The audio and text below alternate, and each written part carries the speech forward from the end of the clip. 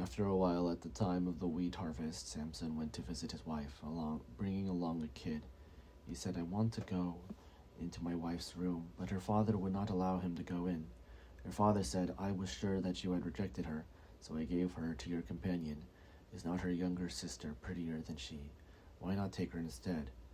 Samson said to them, "This time, when I do mischief to the Philistines, I will be without blame."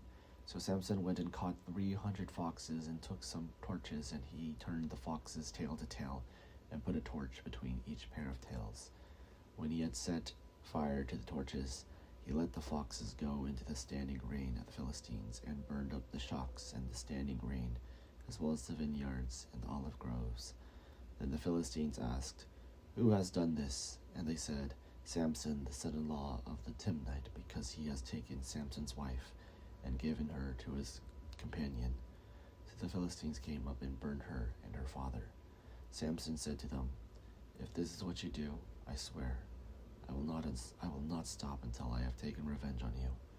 He struck them down hip and thigh with great slaughter, and he went down and stayed in the cleft of the rock of Edom.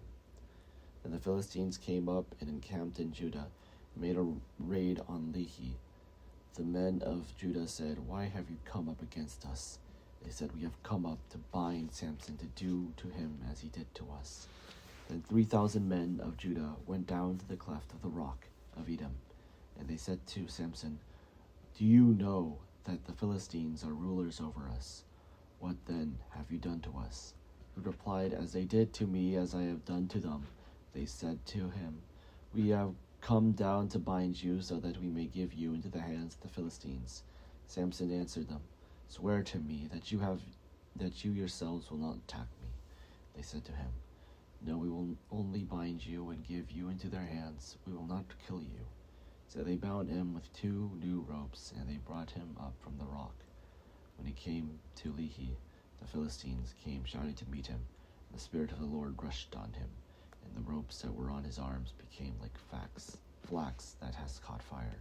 His bonds melted off his hands. Then he fought the fresh jawbone of a donkey, reached down and took it, and with it he killed 1,000 men. And Samson said, "With the jawbone of a donkey, heaps upon heaps, with the jawbone of a donkey, I have slain 1,000 men." When he had finished speaking, he threw away the jawbone, and the place was called Lameth Lehi. By then he was very thirsty. He called on the Lord, saying, "You have granted this great victory by the hand of your servant. Am I now to die of thirst and fall into the hands of the uncircumcised?" So God split open the hollow place that is at Lehi, and water came from it. When he drank, his spirit returned, and he revived. Therefore it was named Enhakkore, which is at the Lehi to this day. And he judged Israel in the days of the Philistines 20 years.